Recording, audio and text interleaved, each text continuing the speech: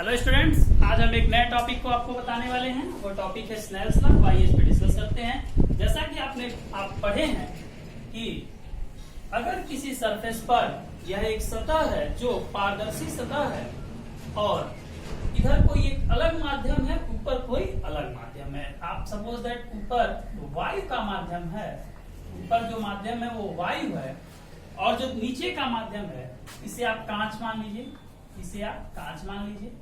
यानी ऊपर एयर है और नीचे ग्लास है, तो वायु का जो माध्यम होगा वह विरल माध्यम होगा और कांच का जो माध्यम होगा वह सघन माध्यम होगा। ऐसा आप लोग जान चुके हैं। अब इसके साथ आप क्या जानते हैं कि जब प्रकाश की किरण आई और यहाँ पर टकराई, ठीक है, यहाँ यह आपतन बिंदु है। आपतित किरण आई और इस आपतन बिंदु पर टकराई और जब प्रकाश की किरण एक माध्यम से दूसरे माध्यम में जाती है तो उसके मार्ग में विचलन उत्पन्न होता है, अर्थात वह अपने मार्ग से मुड़ती है। तो देखिए, ये विरल माध्यम से सघन माध्यम की ओर जा रहा है। तो आप पहले से इस चीज को जानते आए हैं कि जब प्रकाश की किरणें विरल माध्यम से सघन माध्यम में जाती हैं तो वह अभिलंब की ओर झुकती हैं, अभिलंब की ओर झुक गई। अगर यह एक ही माध्यम होता, यह भी वायु होता, यह भी वायु होता, तो क्या होता, जो प्रकाश की किरण होती वह इस प्रकार से निकल गई होती, बिल्कुल स्ट्रेट निकल गई होती, सीधी निकल गई होती। लेकिन माध्यम बदलने की वजह से और विरल से सघन में आने की वजह से वह अभिलंब की ओर मुड़ गई। तो इस वाली यह जो आप देख रहे हैं, यह किरण, यह आपतित किरण कहलाती है और यह जो किरण है, ये आपतन बिंदु के बाद जो किरण चलती है यह अपवर्तित किरण कहलाती है।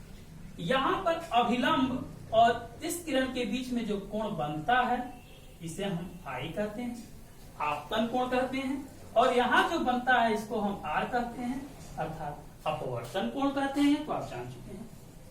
तो जो अब यह जो बैंडिंग का बैंड जो होती है लाइट रेज, ये जो प्रकाश की किरणें जो बैंड हो रही है, ये किस नियम के तहत बैंड हो रही है और क्या क्या इसके कंडीशन है, इसको एक वैज्ञानिक स्नेल ने डिराइव किया और वह बताया। उन्होंने यह कहा कि अगर यह लाइट रेज मोनोक्रोमेटिक है, अर्थात केवल एक रंग की लाइट रेज है, यानी हम श्वेत प्रकाश किरणों को लेके चलें तो ये पूरा श्वेत होना चाहिए, यानी एक रंग के प्रकाश किरणों के लिए उन्होंने बताया कि अगर हम यहां से इसके कोण को बढ़ा भी दें, यहां आई है, अगर हम मान लीजिए अगले में क्या करते हैं, यहां से मान लीजिए हम इसको इतना बढ़ा दिए, ठीक है ना, तो देखिए एंगल ऑफ इंसिडेंस बढ़ गया कि नहीं बढ़ गया, आई बढ़ गया। यहां से भी तब चेंज हो जाएगा, ठीक है ना, यह भी चेंज हो जाएगा। तो आप क्या देखिए, यहाँ पर आई बढ़ गया, यहाँ अगर हमने I1 कर दिया तो ये R1 हो गया, परिवर्तित हो गया। फिर उन्होंने कहा थोड़ा और भी चेंज कर लीजिए, और चेंज किया उन्होंने तो भी देखा ये चेंजिंग हो गया, यहाँ I2 ले लिया और यहाँ R2 ले लिया, फिर चेंजिंग हो गया। लेकिन उन्होंने बताया कोई एक ऐसी चीज जरूर होगी इस अपवर्तन के दौरान, कोई एक ऐसी चीज जरूर होगी जो नहीं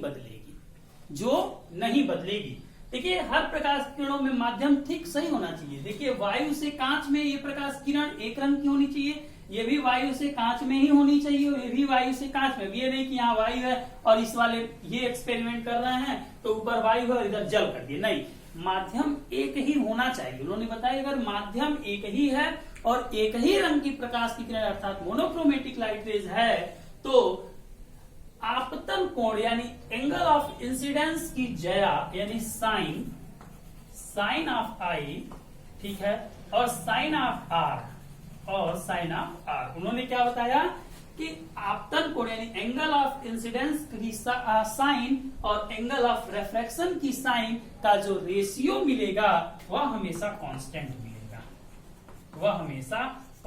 मिलेगा, यानी वह हमेशा स्थिर होगा, एक ही वैल्यू आएगी। यानी हम यहाँ I और R में देखें तो कुछ मिला, ठीक है। अगर हम I1 और R1 में भी देखते हैं तो क्या होगा, sign I1 upon sine R1, तो भी हमें क्या मिलेगा, कांस्टेंट की वैल्यू मिलेगी, ठीक है। और अगर हम यहाँ देखते हैं तो क्या होगा, sign I2 upon sine R2, तो भी ये क्या मिलेगा, हमें कांस्टेंट ही मिलेगा। यानी तीनों के केस में अगर हम इस वैल्यू को आपस में कंपैरिजन कराते हैं तो ये सब वैल्यू हमको एक ही मान मिलेगा, कांस्टेंट ही प्राप्त होगा।